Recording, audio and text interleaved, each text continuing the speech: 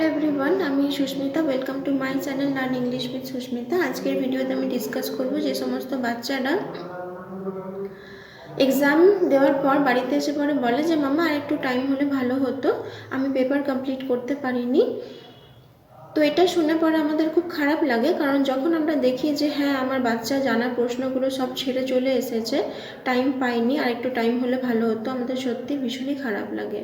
তো এগুলো কেন হয়ে থাকে সেটা আমরা প্রথমে জানবো, আর এর কি প্রতিকার আছে সেটা আমরা পরে জানবো। তো প্রথম পয়েন্টে আসি, যখন ছোট বাচ্চা, যেমন ধরুন pre nursery two up to standard 1 পর্যন্ত বাচ্চাদের একটা অভ্যাস হয়ে যায় কোশ্চেন পেপারে এক্সাম দেওয়ার। ছোট বাচ্চা তো কোশ্চেন, তারপরে ওদের স্পেস দেওয়া থাকে কোশ্চেন পেপারে আনসার লেখার জন্য। এরপরে একটা টাইমে কি হয়, ওদের কোশ্চেন পেপারটাকে ছাড়িয়ে ওদেরকে সেপারেট আনসার শিট দেওয়া হয়। সেটা কিন্তু পসিবলি ক্লাস 2 বা ক্লাস 3 থেকে শুরু হয়ে যায়।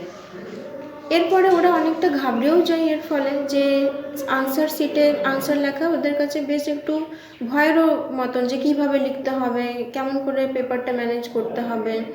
তো প্রথমেই এক্সাম দেওয়ার আগেই আপনাদের বলে রাখি, বাড়িতে একবার প্র্যাকটিস করাবেন যে কেমনভাবে অ্যান্সার লিখতে হয় বা কোশ্চেন পেপার কেমন হয়, কেমন করে কোশ্চেন নাম্বার, মানে ধরুন কোশ্চেন নাম্বার 1A কেমন করে লিখতে হবে, এগুলো আপনারা বাড়িতে ওদেরকে হ্যাবিট করান ফার্স্ট অফ অল।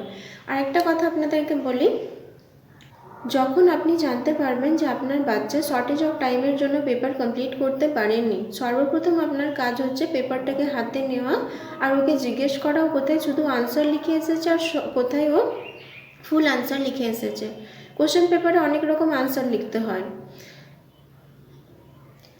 যখন আপনি দেখবেন যে ও দেখছে যে ফিল আপস যেগুলো আছে সেগুলো ও পুরো ফুল সেন্টেন্স ধরে ধরে লিখেছে, তখন আপনি ওকে কিন্তু বোঝান যে ফিল আপস, মিসিং লেটার্স, ট্রু ফলস, বা ধরুন চুজ দ্য কারেক্ট অপশানস, মানে এমসিকিউ টাইপের যে কোশ্চেনগুলো হয় সেগুলোর কিন্তু অনলি আনসার লিখতে হয়। সেখানে কিন্তু কোনো রকম রিরাইট অ্যাপ্লিকেবল নয়, ওদেরকে রিরাইট করতে বলা হয় না। রিরাইট মিনস এখানে পুরো ওয়েস্টেজ অফ টাইম।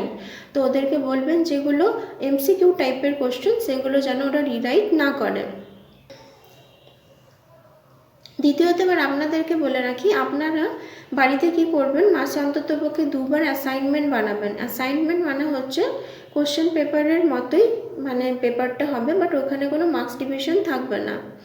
তো এরকম অ্যাসাইনমেন্ট বানিয়ে ওদেরকে আপনি বসুন, আর একটা মানে এখন তো হাতে ফোন থাকেই, ধরুন একটা মোবাইলের টাইমটা সেট করে দেন যে কতক্ষণে পেপারটা কমপ্লিট করতে পারছে।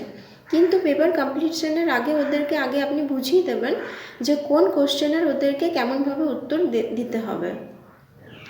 তাহলে আপনি ওদেরকে অনেকটা কিন্তু হাতে নিয়ে আসতে পারবেন, আর ওরাও বুঝতে পারবে যে কেমনভাবে লিখতে হয়। অনেক বাচ্চা তো এক্সাম হলে এটাই জানে না যে স্টার্টিংটাই কীভাবে করব, বা যখন section A B C D অনেকগুলোই তো পার্ট থাকে ধরুন একটা কোশ্চেনের, তো সেইগুলোই বা কীভাবে লিখতে হবে বা শুরু করতে হবে সেগুলো ওদের সমস্ত কিছু অজানা থাকে। তাই বাড়ির থেকে এটা শুরু করুন যাতে ওদের এক্সাম হলে গিয়ে সাফার হতে না হয়। আশা করছি আপনাদের ভিডিওটা কাজে লাগবে। আজকের ভিডিওটা এই পর্যন্তই, ভালো থাকবেন।